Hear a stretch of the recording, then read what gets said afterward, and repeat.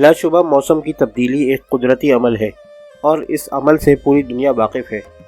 پوری دنیا میں موسم تبدیل ہوتے رہتے ہیں۔ ہر موسم کی اپنی اہمیت اور افادیت ہے۔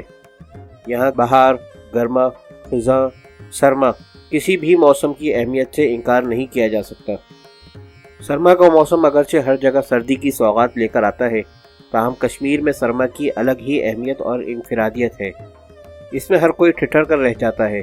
کشمیر میں اس موسم میں برف باری ہوتی ہے، بلکہ بہت زیادہ برف باری ہوتی ہے اور خون جما دینے والی سردی ہوتی ہے۔ 21 دسمبر سے شروع ہونے والے چلہ کان میں کشمیر کے نل، ندی، نالے وغیرہ جم جاتے ہیں۔ بچے جمی ہوئی جھیلوں کے اوپر کھیلتے ہیں۔ اس دوران لوگ گھروں کے اندر رہنے کو ہی ترجیح دیتے ہیں۔ کشمیر کے لوگ برف باری کی وجہ سے سال کے تقریباً 4 مہینوں کے لیے محصور ہو کر رہ جاتے ہیں، اور اس دوران کشمیری کبھی سوکھی سبزیوں پر گزارا کرتے تھے جو انہوں نے بہار کے موسم میں جمع کی ہوں یا سکھائی ہوں۔ یعنی کشمیری لوگوں کو بہار کے موسم میں ہی سرما کے لیے مکمل تیاری کر لینی پڑتی ہے، مگر اب سبزیاں ہر موسم میں وافر مقدار میں دستیاب رہتی ہیں۔ کولڈ اسٹورز جگہ جگہ کھل چکے ہیں۔ اب پتہ ہی نہیں چلتا کہ کون سا پھل یا سبزی کس موسم کی ہے۔ سرما کے ان 4 مہینوں میں سب سے زیادہ پریشانی سردیوں میں ہوتی ہے۔ کشمیر کے مردوں کی ایک بڑی تعداد بھارت کی مختلف ریاستوں کا رخ کرتی تھی، جہاں وہ مزدوری بھی کرتے تھے اور سردی سے بھی بچتے تھے۔ مگر اب وادی کے لوگ سردیوں کا مقابلہ کرنے کے لیے طرح طرح کے ہتھ کنڈے آزماتے ہیں۔ سرما کے موسم میں بجلی کی آنکھ مچولی کچھ زیادہ ہی عروج پر ہوتی ہے، جس کی وجہ سے بجلی پر چلنے والے جدید آلات پھیکے پڑ جاتے ہیں۔ کشمیر میں سردی کا مقابلہ کرنے کے لیے کانگڑی سب سے زیادہ مؤثر ثابت ہو رہی ہے۔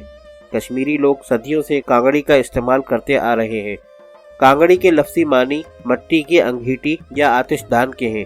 کانگڑی دراصل بیت کی لچکدار ٹہنیوں سے بنی ہوئی ایک خوبصورت ٹوکری ہوتی ہے، جس کی ہتھی ہوتی ہے اور اس کے اندر پکی مٹی کی ایک موٹی انگیٹھی کنڈل نصب ہوتی ہے۔ اس میں دہکتے ہوئے کوئلے ڈالے جاتے ہیں جو انسان کو 7 سے 8 گھنٹے گرم رکھتے ہیں۔ تقریباً ہر کشمیری کانگڑی نام کی چیز کو اپنے ساتھ لے کر چلتا ہے۔ اس سے آدمی اپنے آپ کو گرم رکھتا ہے۔ شام کو سونے سے پہلے کانگڑی سے بستر گرم کیا جا سکتا ہے، جبکہ دن میں کانگڑی فیرن کے اندر اٹھائی جاتی ہے۔ کانگڑی کے شوق میں لوگ کبھی بستر ہی نہیں، اپنا جسم بھی جلا لیتے ہیں۔ یہ کشمیری روایت کا حصہ بن چکی ہے۔ اس کے بغیر کشمیر میں سرما گزارنے کا تصور بھی نہیں کیا جا سکتا۔ کانگڑی بنانے والے لوگ چھج ساز کہلاتے ہیں۔ وہ گاہکوں کی توجہ اپنی جانب مبذول کرانے کے لیے بہت خوبصورت اور دلکش کانگڑیاں بناتے ہیں اور جگہ جگہ جا کر بیچتے ہیں۔ کشمیر میں چرار شریف کی کانگڑی بہت مشہور ہے، جسے یہاں کے لوگ بڑے شوق سے خریدتے ہیں۔ خدا نخواستہ کبھی جھگڑا ہوتا ہے تو اس وقت بھی اس کو ہتھیار کے طور پر مخصوص انداز میں استعمال کیا جاتا ہے۔ بھارتی فورسز کے خلاف مظاہروں کے دوران بھی کانگڑی کا استعمال ہوتا ہے۔ کانگڑی کو فیرن کے اندر اٹھایا جاتا ہے۔ فیرن اونی کپڑے کا بنا ہوا ایک لمبا کرتا ہوتا ہے، جس کی لمبائی گھٹنے سے نیچے تک ہوتی ہے، جو باقی پہنے کپڑوں کے اوپر پہنا جاتا ہے، جس کے ایک یا دونوں طرف جیبیں ہوتی ہیں۔ یہ کشمیر کا روایتی لباس ہے۔ فیرن اور کانگڑی کا آپس میں چولی دامن کا ساتھ ہے۔ کشمیری لوگ صدیوں سے فیرن کا استعمال کرتے آ رہے ہیں۔ کشمیری عورتیں فیرن پر نقش و نگاری کا کام کرواتی ہیں، یہاں تک کہ اس پر 10 سے 20 ہزار کا تلہ لگایا جاتا ہے۔ فیرن پر گلکاری کرنے سے وہ پرکشش ہو جاتا ہے۔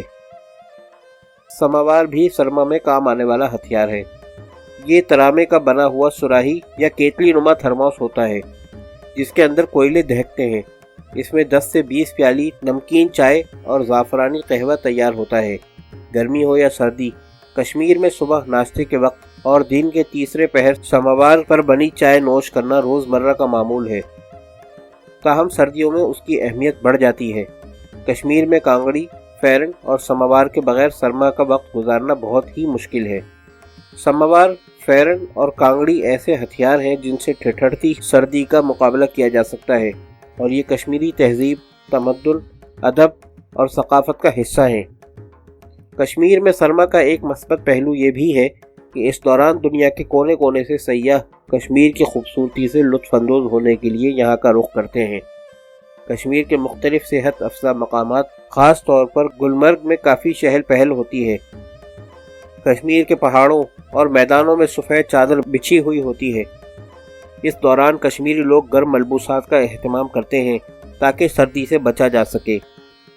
سرما میں پوری وادی برف کی لپیٹ میں ہوتی ہے۔ ہر طرف سے دلکش نظارہ دیکھنے کو ملتا ہے اور ایسے لگتا ہے کہ کوئی دلہن سفید پوشاک زیب تن کیے دولہے کا انتظار کر رہی ہے۔